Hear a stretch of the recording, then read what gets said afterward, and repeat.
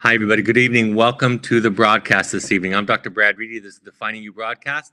Today is Tuesday, May 6th, 2025. Tonight, we're talking about couples work, falling in love with your partner's dilemma. This is kind of a subset of the kind of couples work that I talk about. And in fact, I'm doing this sort of as a preview or a teaser to the intensive for couples that's coming up in June that'll be run by myself and my wife, Michelle. Because I think in large part, that's what the great gift of the couples intensive is. It's an intensive where you can come, you can do your own work, you can understand your own process, your own limitations, your own weaknesses. But really, it's an opportunity to witness your partner's dilemma, witness their history. What I like to say for people is that the problems that you have in your coupleship, the problems that you have with your partner, in large part and in a large measure, existed in you and in them long before you ever meet. And part of the gift of that kind of awareness is that you don't take it personally, right? The more clear you become about yourself, what you are, what you're not, who you are, who you're not, the more clear you can become about seeing your partner's dilemma because you don't own it, you don't see it as yourself. So I'm looking forward to tonight, and I think it's a great idea to think about if you're considering the Finding You Couples Intensive coming up. My next intensive that I'll be running will be June 4th through 8th. That's an individual intensive. That's our Finding You intensive. We have an online option May 16th through 18th. July 23rd to 27th is the intensive after June. I'm going to be in the Bay Area next week at the Conscious Parenting Workshop, May 10th, 9 a.m. to 4 local time. And then I'll be doing an online one May 19th, 9 to 4. The couples workshop that I'm talking about, which is basically a Finding You for couples, is June 18th through 22. So this is not for high conflict couples, but this is for people that want to improve their intimacy. Of course, at Finding You, we offer coaching. This can be anywhere, it can be virtual. And the idea is to follow in the same kind of sensibility that I talk about to help you find yourself and not fix yourself. So if you're interested in that, contact us at info@findingyouprograms.com. Any private intensives, any questions, any suggestions that you have for the broadcast, the email is info@findingyouprograms.com. I'm going to be hosting a 5-day workshop in Upper State New York and Rhinebeck, New York at the Omega Institute. That's October 12th through 17th, later this fall. It's relatively inexpensive, around $500. We'll be doing a lot of the Finding You teaching. I'll be lecturing a lot at this. And so if you want to attend that, it's a very affordable, beautiful setting. Go to eomega.org. That is eomega.org, and check out the Audacity to Be You workshop. Lastly, we are just about, I know you've been hearing this for a while now, we're just about to roll out the Finding You Inner Circle for the podcast. This is a subscription and a support for the Finding You podcast. So you'll have access to the live broadcast, be able to submit questions live, watch the video episodes as they are broadcast live. And also I will be releasing private episodes only to the Finding You Inner Circle. Finding You alumni of the Finding You programs that we started last fall in 2024 will be enrolled automatically. Again, for more information, email us at info@findingyouprograms.com. Let me start off with this poetic description of love and coupleship. Love is a temporary madness. It erupts like an earthquake and then subsides. Love is not breathlessness. It is not excitement. It is a promulgation of promises to eternal passion. That is just being in love, which any of us can convince ourselves we are. Love itself is what is left over when being in love has burned away. And this is both an art and a fortunate accident. And this is from Captain Corelli's mandolin. So much of the process of falling in love is an unconscious process. So much of it, we lack our clarity. We get lost in ourselves, right? It's because we're finding something familiar at a deep level. We think we can describe that, the attributes of our partner and what attracted us to us, but it's really something largely unconscious that draws us together. So I'll be talking about that tonight and about how your history, how your partner's history really contribute to this union and why it can be so intoxicating and so easy to lose yourself in the process. I love this quote from Irving Yalom, the great therapist. He says, "I do not like to work with patients who are in love. Perhaps it is because of envy. I too crave enchantment. Perhaps it is because love and psychotherapy are fundamentally incompatible. The good therapist fights darkness and seeks illumination, while romantic love is sustained by mystery and crumbles upon inspection. I hate to be love's executioner." So when the stage of romantic love passes, that early stage, the real test begins to take back the projections and expectations one has put in our partner. We really do often come into marriage with this feeling, this sensation that our partner is going to complete us, that they will become our better half, that they will become the thing that finally saves us from ourselves and our own dilemma. But what happens after this projection dies down and we have to cope with who we are and who they are is the question remains, can I assume responsibility for my own happiness, my own meaning? And if both partners can answer yes, then the marriage relationship begins again and makes way for enlargement. So we have to understand our own, and it benefits us greatly if we can understand our partner's dilemma. Somebody once asked me, in a group setting actually, what is my responsibility? What do we feel like our responsibility was in marriage? What's our duty? What's our job in marriage? And we all had answers. We were all therapists, and so we gave our answers as technically complete as we could. And then the teacher in this course offered the idea, what if your job in marriage was for you to be happy and enjoy your partner? How would you rate your success in that endeavor, in that task, in that responsibility? And it was a humbling experience for us all, right? We all have this idea sometimes, especially when we're young and first in love, that our partner is going to make us happy and that we are going to make them happy. That is the romantic idea in our culture. But when we grow up and mature, we realize that it doesn't work that way. And divorce really does, separation, high conflict, come out of this shattering of that ideal that our partner's job is to make us happy and to fulfill us. So in that respect, marriage is a wonderful pathway to transformation, a wonderful pathway to enlightenment. Like parenting, it's one of the most difficult and important things that we'll ever be a participant in. And if we stick to it and feel like we can find worth in it, then what comes out of it is enlargement, is awareness, and is enlightenment.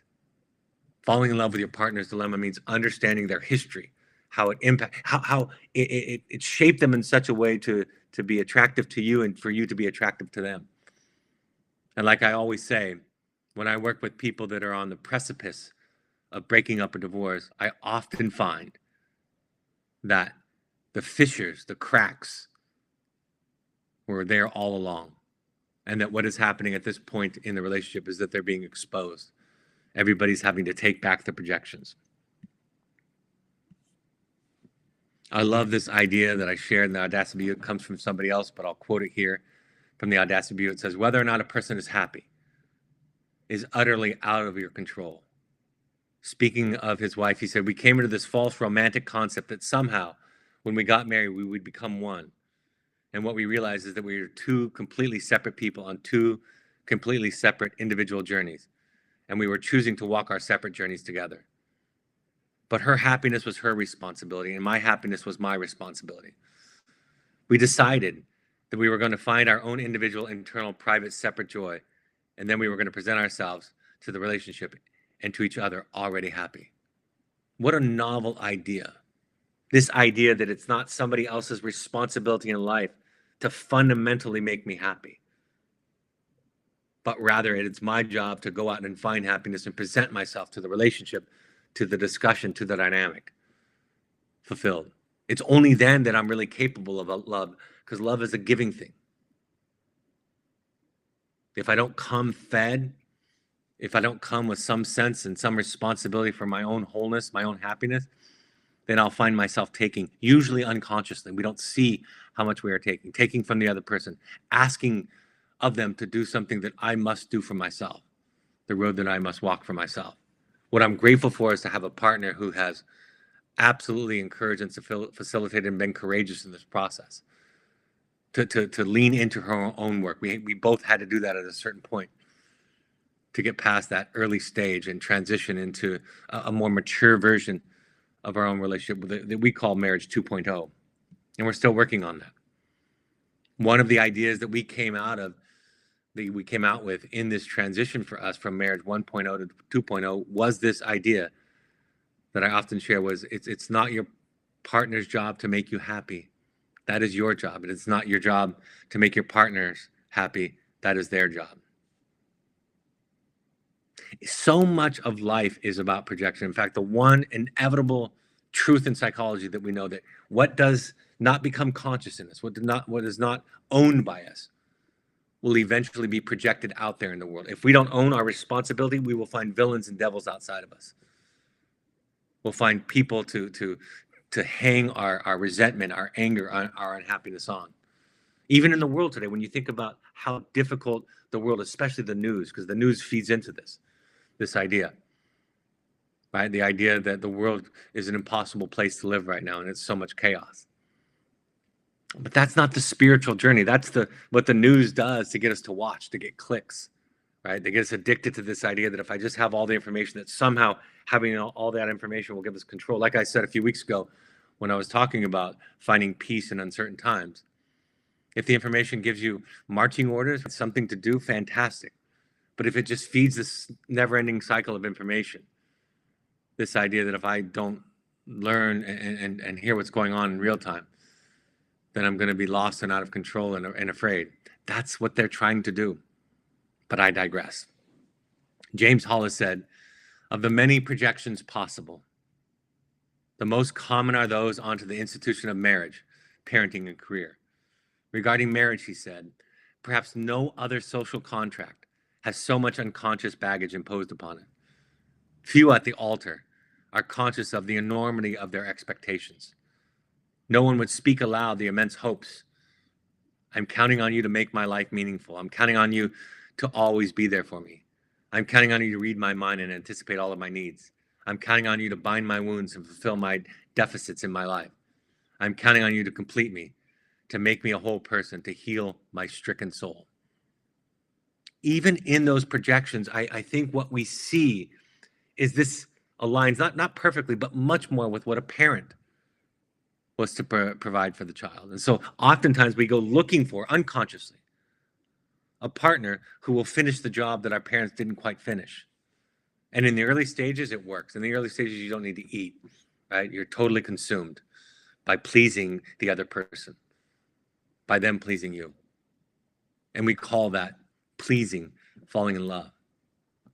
We call that a marriage to begin with. But eventually, the capacity is going to be human and limited for both of you. Eventually, resentments will build when people don't learn to take care of themselves and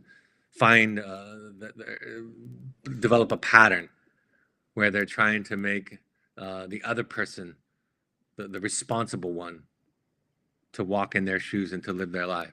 So we have to take this back. We have to shift our perspective. We have to unlearn what we learned about love, about relationships, about marriage. Hollis said, so to be fascinated by the other is to be possessed by an affected idea. This is what happens in projection. In the most rabid stage of being in love, and rabid is by no means too strong of a word, one is unable to do anything other than obsess over the other. One is caught in a projective identification with the heart's desires. The boundary between self and other dissolves, and as they did for the infant. Accepting the journey obliges one to accept fear and to let go of our chief fantasies. We have to confront and face ourselves. Our partner, our marriage, all the other relationships and jobs for that matter, really will expose the parts of ourselves that we have not faced, the parts of ourselves that we have not integrated. We'll be confronted with those parts and the way to find them is the guilt and the shame that we feel when we're trying to heal, when we're trying to set boundaries, when we're trying to say no, when we're trying to make tough decisions, right? Like I always say, getting healthier will inevitably cause you to feel guilt and shame. So we have to give up those as our guiding North Star. There's a good news in this idea of projection. All projection, Hollis says, occurs unconsciously, of course. For the moment that one observes, I have made a projection, one is already in the process of taking it back. More commonly, we only begin to reclaim our purchase on consciousness when the other fails to catch, hold, or reflect our projection. If there's an essential law of the psyche, it is that what was unconscious will be projected. This is why it is observed that the quote, when an inner situation is not made conscious, it happens outside as fate. But since the psychic consists of a multiple of split off shards of energy, complex in archetypal forms, virtually all of which are unconscious, there's always ample opportunity for projection. And as I can never know the unconscious by definition of practice, so I can never know what energies I might be acting. Let me put that in English. What that means is that there are elements to ourselves. There are energies, there are patterns, there are scripts, there are ideas, there are neurological pathways that we're not conscious of. And these patterns attract us to certain other energies that feel like home, that feel like the mother and father that we never had, that feel like the nurturing home that we never had. Even that is the projection, right? That outside is my home. The home that we seek is us.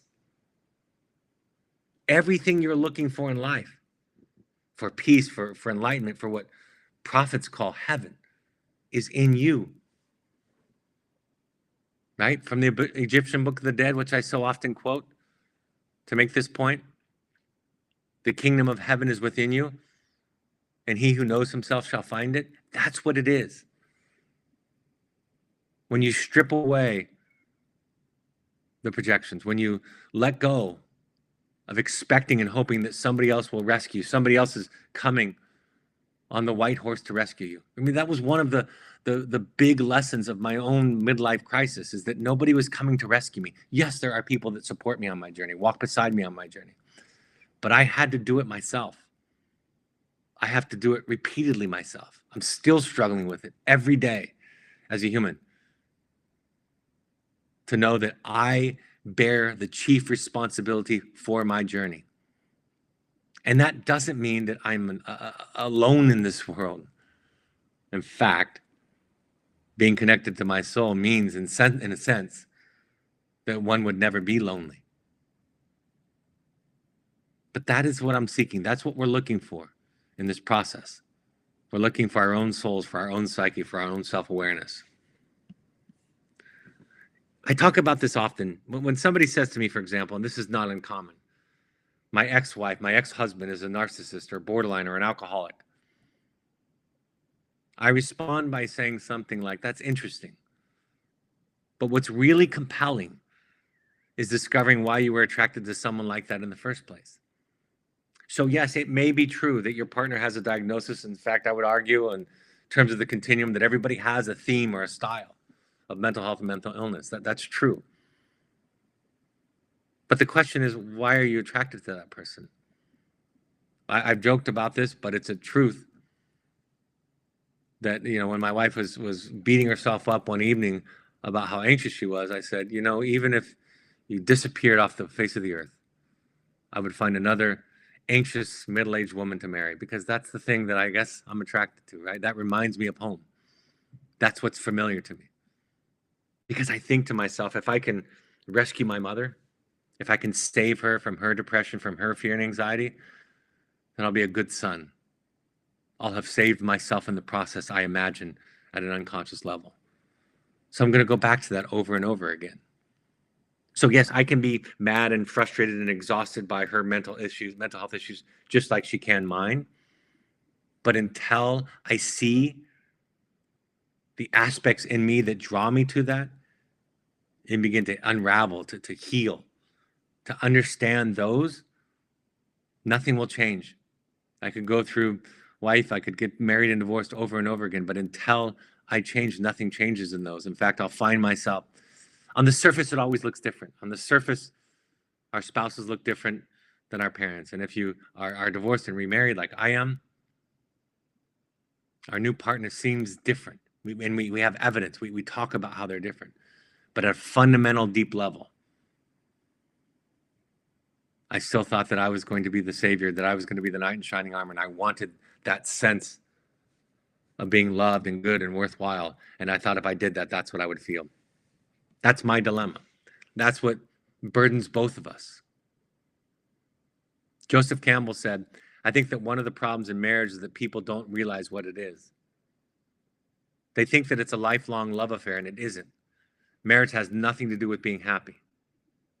It has everything to do with being transformed. And when that transformation is realized, it is a magnificent experience. But you have to submit. You have to yield. You have to give. You cannot just dictate. Hollis goes on to add, transformation is about enlargement, and enlargement generally comes from suffering. Right? These are what these relationships teach us about. They eventually reveal the parts in us that are immature, that are underdeveloped, that we have been avoiding our entire lives. And if we don't recognize that, then all we'll think is that our partner is a monster. We'll have diagnoses for them. We'll tell stories about them. We'll break up or divorce, and we'll feel justified and self-righteous because we will be able to accurately identify their weaknesses just like they can do to us. But that's not the thing that's remarkable in our growth journey, being able to see somebody else's problems. First-year graduate students can do that with some level of expertise. The real gift, the real intelligence is being able to see yourself. So I wrote, for marriage to be successful, this is the title of this broadcast, for marriage to be successful, you must fall in love with your partner's dilemma over and over again.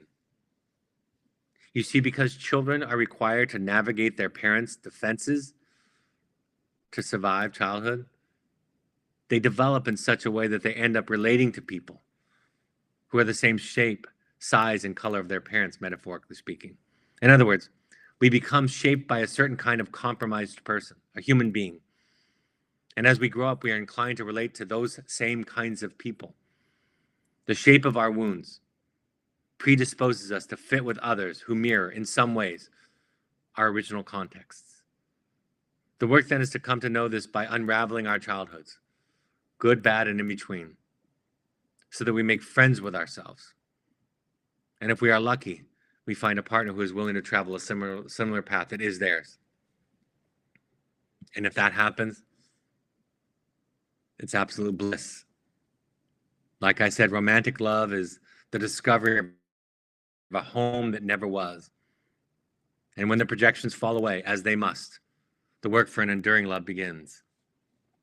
Joseph Campbell explained that in marriage, eventually facts will break through, destroying the projections of the early stages of romantic relationship. And what comes next, he says, is love. In marriage, he taught, we must learn to transform our passion into compassion. That is essentially what I mean by falling in love with your partner's dilemma. When I see my wife acting out on me, and I learn to sit with her dilemma, to be in love with it, to have compassion for it, I respond to her in a completely different way. When I don't see that, when I don't see her wounds, I get into the battle with her. I fight, I blame, I name call, I punish, right, to try to control her. And my favorite part about growing up in this process, Heinz Kohut once said, the great analyst said, that a good marriage is when only one partner goes crazy at a time. One of my most satisfying phenomena on my growth journey, my healing journey, is when my wife is in her dilemma and it doesn't get in. I'm not distant from it. I'm not running away. I'm not punishing, but I'm not absorbing it. I can see her. I can respond with patience, with capacity, with love. And anything I say or do from that place will be helpful, versus if I don't see that, then most of what I do will feed into it. And you know what? You're also allowed to leave. As I often teach, divorce, some people come to me and say, divorce isn't an option. And I say, it has to be an option. If it's not an option, then you're not choosing to stay married, and that's not love. That's not commitment. So you're allowed to leave. But whether you leave or not, you have the same psychological work to do. And if you don't do it, you will recreate the same thing again because of it being unconscious and because of your projections. in my experience as a therapist and a partner, soulmate is a term that is earned through the long, painful, and difficult work of taking back our projections and becoming who we are. If the marriage survives this process, it becomes something absolutely magnificent. I recently have shared this quote, shared it several times, but somebody asked me to explain a little bit more, so I want to. The quote that I shared, that you may have heard, that my therapist said to me sometime last year, she said, "That's the thing about psychotherapy. The news just gets worse and worse. But," and I added this, "you start to feel better and better." So what do I mean by the news gets worse and worse? Well, what I mean by that is, if therapy is about becoming more conscious, if therapy is about reclaiming the parts of ourselves that we have split off, jettisoned, repressed, that means I'm coming into contact with parts of myself, aspects of my personality, feelings, thoughts, ideas that I have been told are unacceptable and are unlovable.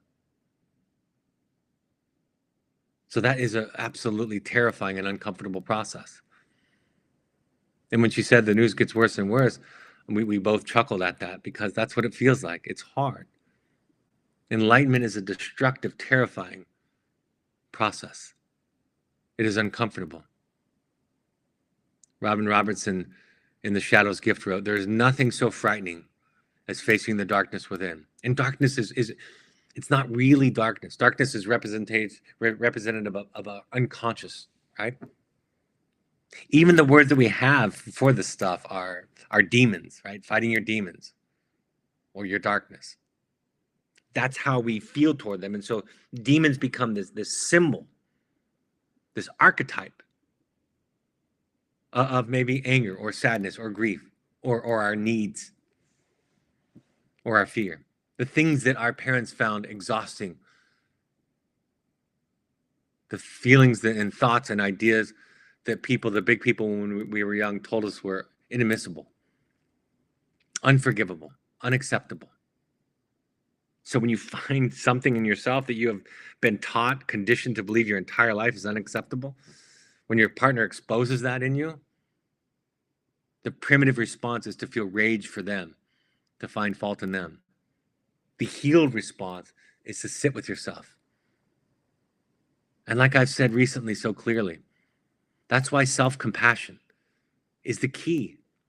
Grace, self-forgiveness is the key. And how does one develop self-compassion? Well, by and through the compassion of another person. As my friend recently said on one of our podcasts, somebody with a vested authority to bless our lives, to forgive us from the inevitable sin of unconsciousness.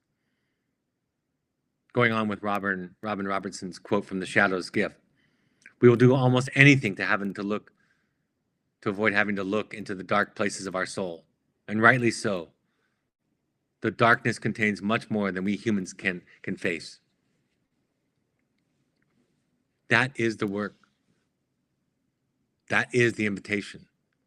So if you have the opportunity, if you've done a Finding You, if you want to do couples work, if you want to develop more intimacy, if you want to develop more self-awareness,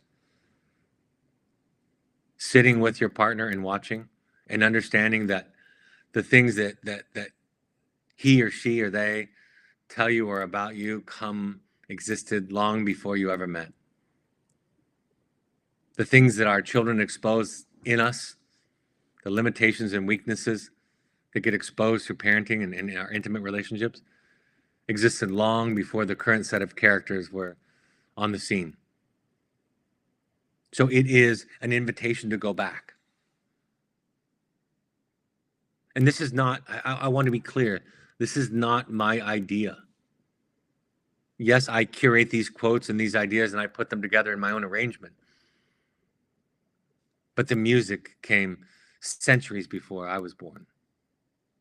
Right? This is the wisdom from ancient humanity to today. We either do the work of making the unconscious conscious, or we disown it and we project it onto others. And we call our life fate. It just happened to us.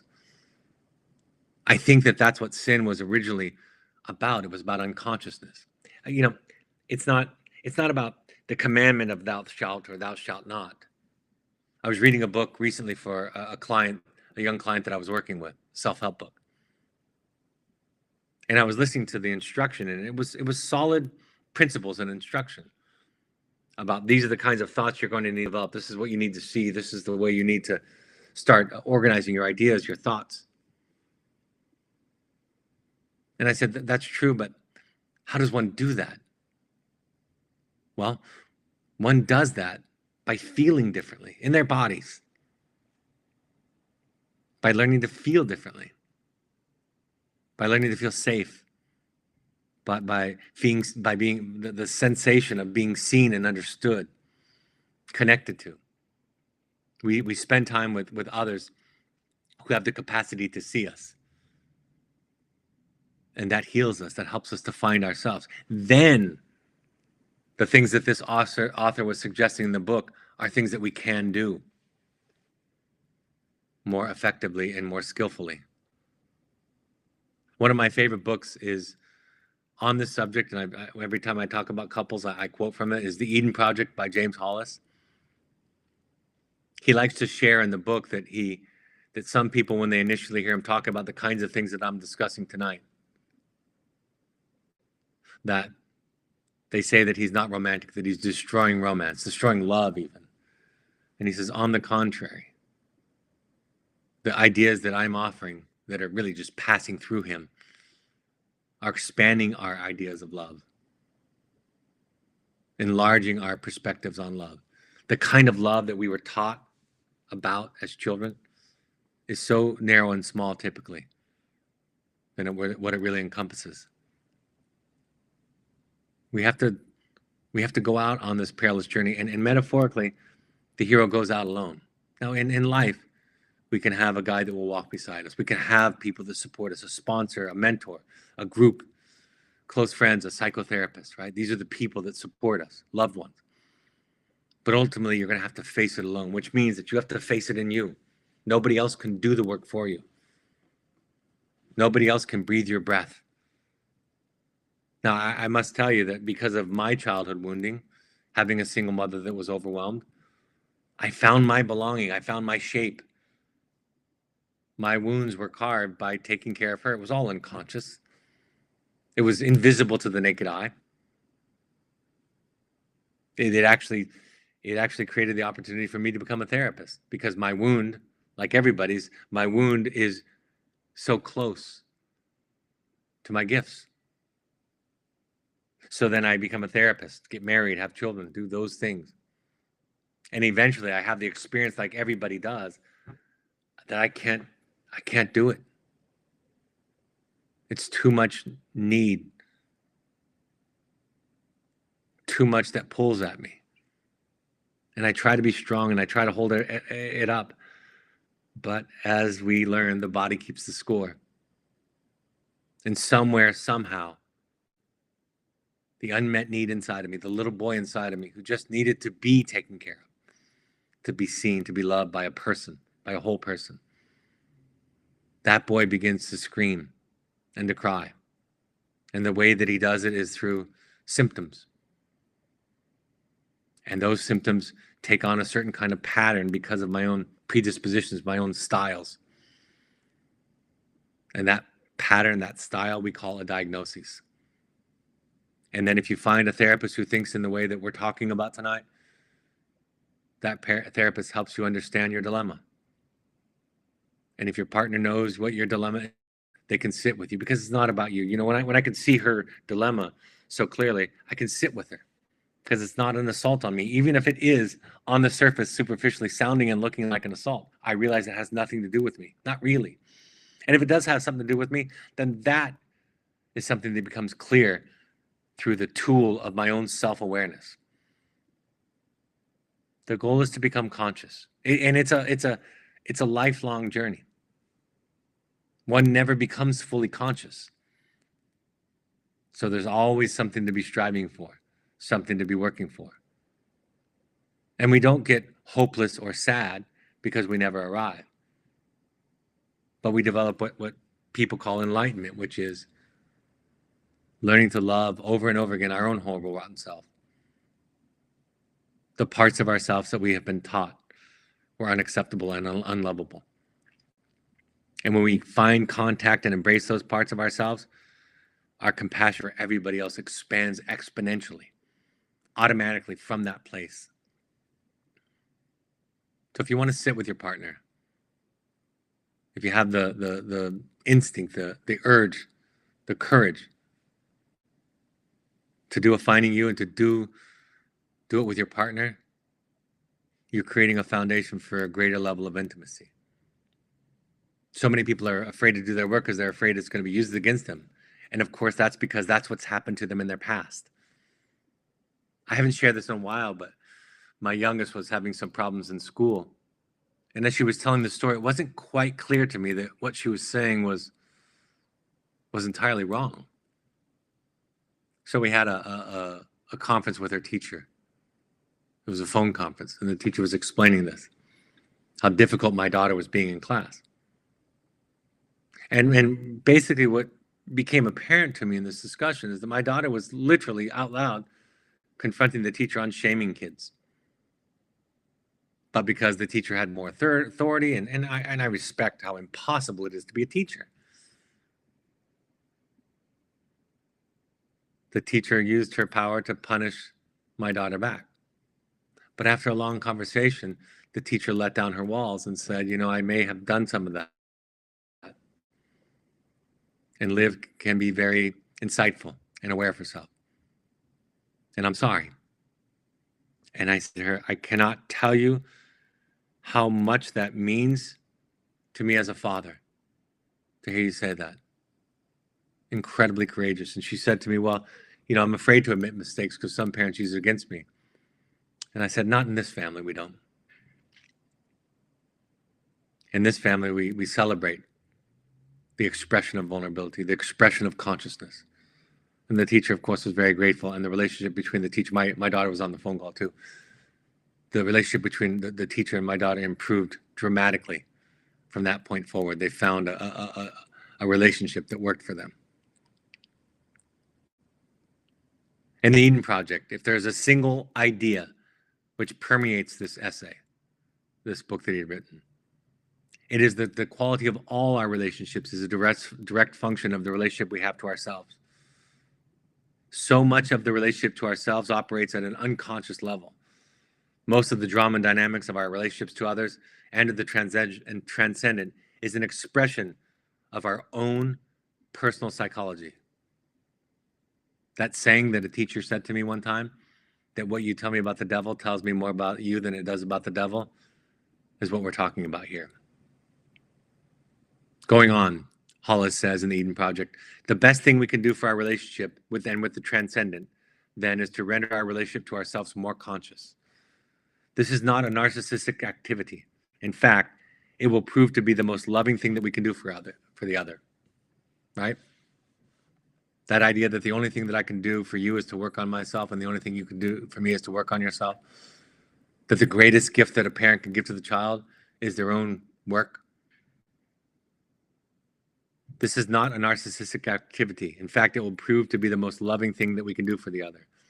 The greatest gift to the others is our own best selves. Thus, paradoxically, if we are to serve our relationship well, we are obliged to affirm our own individual journey. That is the invite. That is the call. I don't care if you have a child that's suffering. I don't care if there's what it is, what the circumstances are that are causing your distress. The work is to greater consciousness, greater empowerment, greater freedom. And that all comes from rendering, like Hollis says, our relationships to ourselves more conscious. And when one experiences that expansion, it is sublime. When one experiences that expansion, they experience themselves as a more loving person, a more kind person, more assertive person, more clear person, more honest person, more courageous person, more grounded person. And in the context of tonight, a person more capable of loving others. Thich Nhat Hanh, as you know, if you listen to this, said that listening is love's other name. But you can only listen insofar as you are healed, because if you're still unhealed, then every feeling, every thought, every idea, every reaction everybody has around you gets interpreted through that lens. And the defense is likely to be raised. But the fact of the matter is that our triggers are our responsibility. We didn't cause them, but they are ours. And so we discover and look back and find the original context of our wounds. That is to say, our childhoods. We visit there. We talk about it. Not to stay stuck, not to develop a victim identity, but to free ourselves from it.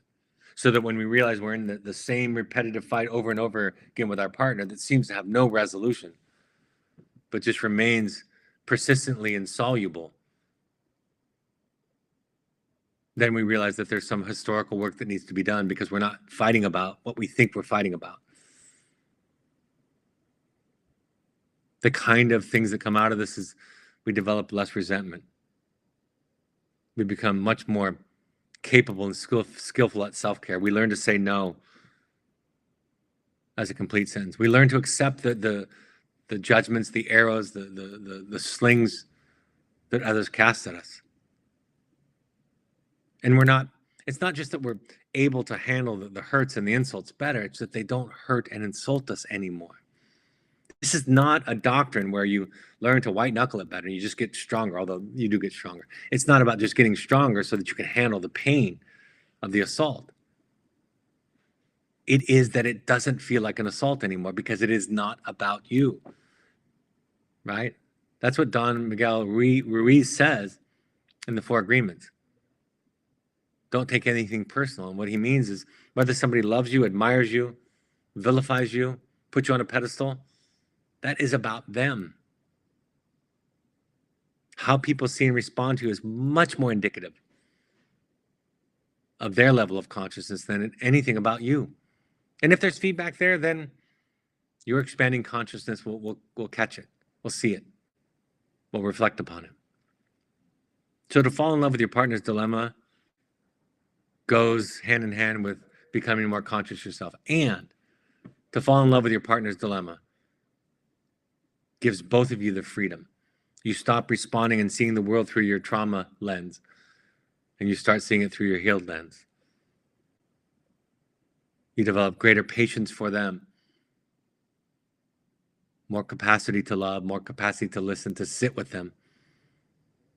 You become less defensive, less reactive, because you know who you are. And when you know who you are, you know who they are. If you don't know who you are, you don't know who anyone is. Or to the extent, because these are all continuums, right?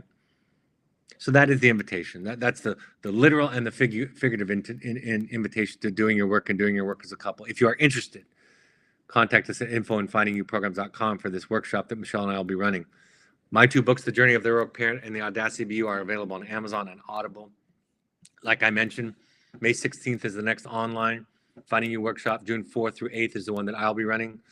July 23rd through 27th, Emma will be leading that one. Emma Reedy June. Conscious Parenting Workshop in the Bay Area, May 10th, 9 to 4. We still have a couple of spots left. If you're interested, check it out. May 19th will be the online version. The workshop that I mentioned, the couples workshop, will be June 18th through 20th. For private inquiries, private intensives, feedback, questions, coaching if you want to coach, info@findingyouprograms.com is your key. Go to the E-Omega workshop if you're interested in the 5-day workshop in October. Next week, I'll be talking about conscious parenting, a teaser. I do these workshops, and this will be a teaser of what I teach and talk about and the exercises that we do at that workshop. So that's a week from today, May 13th at 6 p.m. Mountain Time. I look forward to that. I hope this is a helpful point of contact.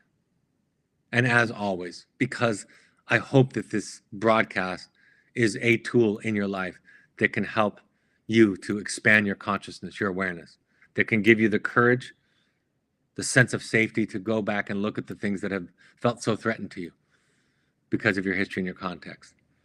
In other words, thank you for showing up to these, because your participation, your listening, the change that that has in you makes all the difference in the world. It makes the world a safer, better, happier place. So thank you for that. Have a great evening, folks. I'll see you next Tuesday. Take care. Bye-bye.